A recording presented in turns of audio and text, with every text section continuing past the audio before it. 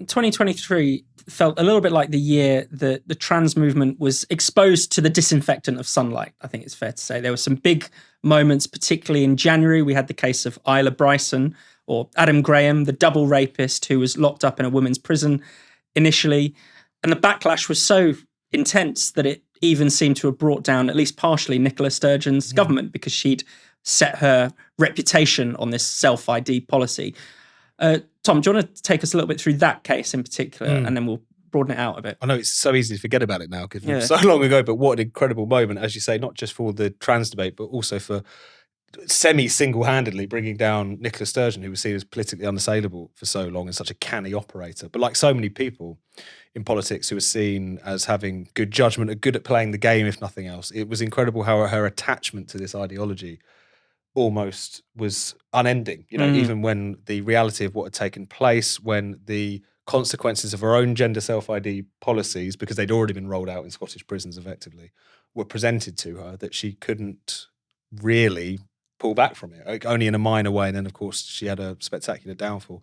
I feel like the Adam Graham, the Isla Bryson case is one of those things where people were really confronted with the consequences of if you accept this ideology. I mean, if you accept that trans women are women, this is where you end up. This is a point that Helen Joyce has made quite powerfully, I think. It's that it's not just that statement is factually incorrect.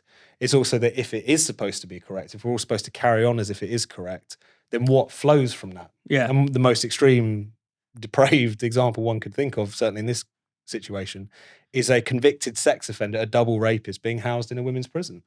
And seeing the SNP tie themselves in knots over it was fascinating, when it would be so easy for them to just embrace an entirely commonsensical position, and yet they still couldn't. But I think it was one of those, it's along with a few other stories that we might well get onto, I think it was one of those ones that really brought into absolute clarity why this isn't just about being nice to a certain group of people. Why, if you accept the ideology wholesale, if you accept something like self-ID, the most nastiest thing imaginable could happen as a consequence of that. And I suppose it's the most striking example we've got so far of that.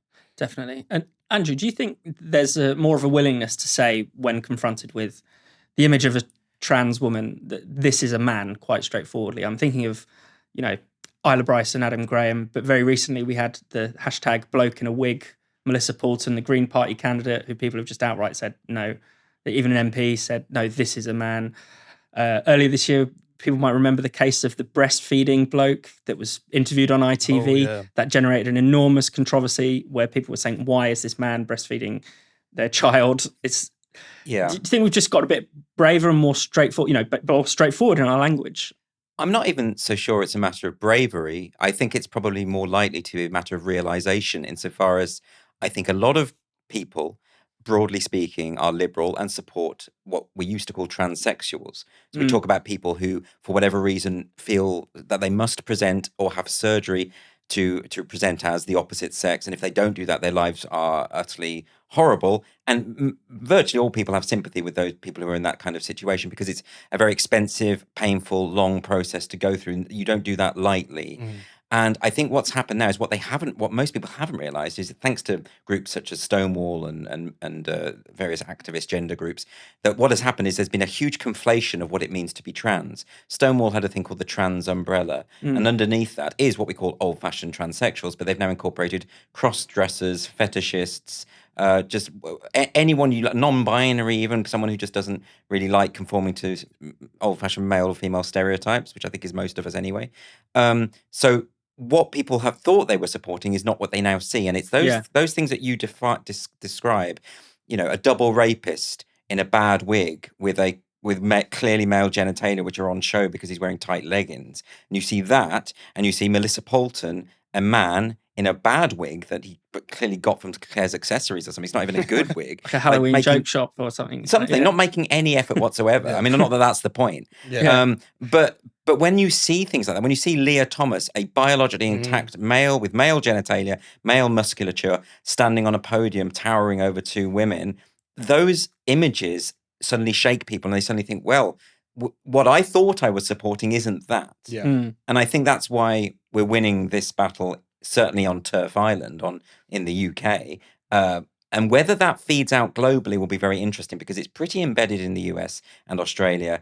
and New Zealand, but and Canada is basically lost at this point. But will it spread out? It would be interesting to see if the UK becomes the vanguard against this nonsense. And frankly, the more Melissa Poltons, the better. Yeah. Because it ends up, how do they describe it? Piquing people. Mm. No one can look, and also people didn't know that this stuff was happening. They didn't know that males were being housed in female prisons. Yeah. I think people thought that was made up, because it sounds so ridiculous. And I think that's why Nicola Sturgeon's position became unsustainable, because so all of a sudden people are confronted with this horrible truth that no one would have believed. No one would have believed that people were being sexually assaulted on hospital wards, and that the staff were, by policy, told to deny that could be the case because there were biological males on the ward. These things are so unbelievable. Yeah. And the more that this comes out, the more people will be, hopefully they'll be able to retain that sympathy for transsexualism. Maybe we have to bring the word back. Maybe that might be a good one, rather than this nebulous idea of transgenderism, which, as far as I can see, can mean absolutely anything that the person involved wants it to mean. Yeah. And Ella, Andrew mentioned New Zealand and Australia and sort of global picture. This was also the year that we saw Posey Parker, aka Kelly J. Keane, basically be attacked at a Let Women Speak rally. Do you think that's the other side that people have kind of got to know about, the sort of misogynistic rage that often attends trans activism? Well, it's funny because it's been happening for quite a long time. I mean, we've been covering on Spike for years feminists who previously no one would ever touch, like Julie Bindel, for example, who sort of, would, all the liberal set would think of as very right on and would like to be on the same side of, suddenly being deplatformed from university, having protesters throw punches at them at outside speaking events and things like that. So that's kind of been bubbling away, but I think it's just escalated to such a point now where pretty much any feminist of a certain age and above is like spat at anytime she tries to speak anywhere publicly, particularly lesbians. There's such an intense hatred for lesbian feminists that I think that Andrew says it's sort of, people have had a kind of hang on a minute now. I thought we were meant to be for letting women speak, as Posey Parker, Kelly Jane Keen's organisation is called. And, I think it's been really, hats off to the women who have just doggedly gone to these public places like in the centre of Brighton or, in sort of town centres and said, this has to happen, this has to be made public. I think that's been very brave and has played a big part in galvanising people around the issue of, saying we literally have to be allowed to speak. Women have to be allowed to speak about their daughters, because we know that a lot of the sort of trend in trans for young people is young girls, and what this is doing to our lives, our spaces, blah, blah, blah, all the rest of it. But I think the interesting thing is that there's, in terms of how much this is actually changing, I think there is still a way to go, because I get sort of, maybe I just hold grudges, but I get annoyed when Tories now pile in on. So there was a couple of Tories who piled in on Melissa Poulton and said, "Oh, you're just a man on a wig," and of course this is ridiculous. And you sort of want to say, yeah, I'm glad you've come to the party late, but you were the ones that brought this in. Yeah. And okay, I'm glad that Keir Starmer now probably, I suppose, knows, or at least admits he knows what a cervix is or where it is or whatever that was. I don't think we've won that battle with the people where it matters, which is, where politics, unfortunately, is decided at the moment in Parliament, because there still is this sense of, well, maybe we won't let rapists into women's prisons, but of course we should still have guidelines in schools, or of course we should still make it a hate crime to misgender people. And I think actually this isn't just about the extreme cases, it's about recognizing that the discussion about gender is something that determines whether you understand how daily life works, and it's kind of just an issue of telling the truth.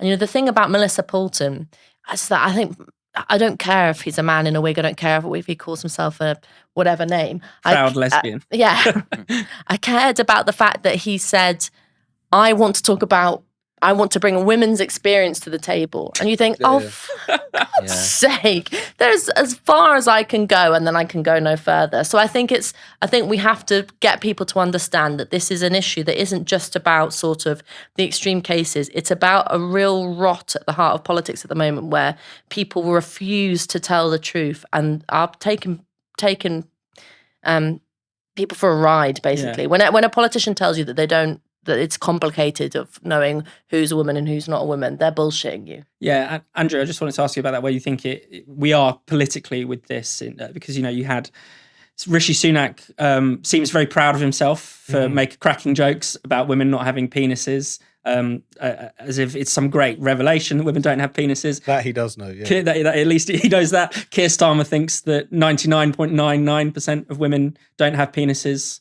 which implies the existence of 1 in 1,000 women potentially who do have penises. Yes. So where do you think we are? I don't know well, it's a slow process, isn't it? And as I say, I think this gradual realization I think most people have come round to the view that we have to do something about this. But politically, it's quite difficult. Maybe it's difficult because the civil service is so captured. You know, we've heard from Kemi Badenoch about how the trouble she's had with certain civil servants trying to modify her speech or whatever. And, we've had the whistleblower recently talking about the migration issue in terms of the civil service, that whatever the Home Office says, the staff members at the civil service will try and thwart. If that is true, then we've known for a long time that the civil service is not impartial, even though it needs to be. And on this issue, it definitely isn't. So even though the politicians are kind of waking up, I think the woke virus is so embedded in left and right. Ella is absolutely right to point out that so much of this has come under the Tories' watch, and the gender recognition reforms were coming through Theresa May, for example. All of this is happening. And I think that means it's the kind of thing you can't vote out. So it's just a kind of gradual healing, I think. I think it's going to take quite a long time. I think the more that we can alert people to the threat that this poses to other minority groups, that might help in terms of the gay rights issue. We've talked about the misogyny element. The gay rights issue is a huge issue because so many of the woke left pride themselves on being defenders of gay rights, but here they are advocating policies that represent the biggest threat to gay rights in my lifetime. When I was at school, you could get beaten up for being gay. No one would be out, but they wouldn't have the teachers suggesting that they transition, take medication, and fix themselves surgically. So that's it's dangerous to be a gay kid now or a lesbian kid now. When Melissa Polton calls himself a lesbian, I think that is a big problem. It's quite funny, but it's also a big problem because lesbian spaces are being absolutely eroded. We saw Jenny Watson's lesbian speed dating event get shut down temporarily because a man wanted to attend and was being bullish about it. In Australia, lesbians aren't allowed to gather anymore because they have to include people with penises who identify as lesbian. Lesbian dating sites are full of men with beards who don't even, again, make the slightest effort to appear like a woman. Gay friends of mine talk about Grindr all the time. That is full of women, so they don't go on it anymore. So the idea that gay people can't use those words, lesbian and gay, to define themselves, that they can't organize and collectivize according to their sexual orientation, that their sexual orientation and its validity is being denied by the very people who claim to defend it, people like Stonewall. Yeah. Stonewall is now an anti-gay body. It's an anti-gay institution, inadvertently, right? And that's a really weird situation to be in. So I think highlighting the threat it poses to gay kids, the victory on the Tavistock is major, I think, and people are coming around to that. It's kind of looks like it's going to live on in sort of zombie form, unfortunately. But that's what they goes do. To your point. They keep it going. It's like with non-crime hate incidents, right? Wasn't Rachel McLean, the politician, wasn't she? Didn't she have a non-crime hate incident recorded against her? But the Home Office had said they need to stop recording that 2 years ago. Every Home Secretary pretty much has said, we're going to stop recording non-hate crime incidents. They were struck down in the courts. You said you can't do non-crime hate incidents. It's unlawful. It's unlawful. No difference. They weren't even brought in through an act of parliament. They just came up through the College of Policing, this unelected quango. Right. Yeah, it carries on. So that's my point about the trans debate, is that however more realisation grows amongst most people and politicians, there are still these activists deeply embedded in our major public and cultural and governmental institutions who are not going to stand for it, who aren't going to go down without a fight. So that's where we've got to kind of unravel the long march through the institutions, I think, in order to make any progress. I don't know how you do that, by the way. I agree with that. I'm sorry, Fraser, I know you want to move on, but I do agree with that. That being said, you just wish that the Tory party just had the minerals to say, look, we're on our way out. This is one thing that we can do. We can introduce guidance. We can pass laws, and we can dare Keir Starmer to change it, because he is under pressure now, Starmer, in a way that he wasn't previously, to be a bit more sceptical about the trans activists in his party. I don't think he would want to touch these issues with a barge pole if they were essentially questions of settled law and settled guidance. But I think with the Tory party concerned, it's just the kind of dinner party set within them, the kind of Caroline Noakeses of this world, or even, just that Tory who desperately, exactly, the Penny Mordaunt's, that Tory who desperately wants to be liked by the people who will never vote for them, will always get in the way of this stuff. You just wish that the leadership had the courage to properly push this through, because I think they could be doing a genuine service on their way out because of the fact that Keir Starmer, if nothing else, would be much more cowardly to go anywhere near these issues again, I think.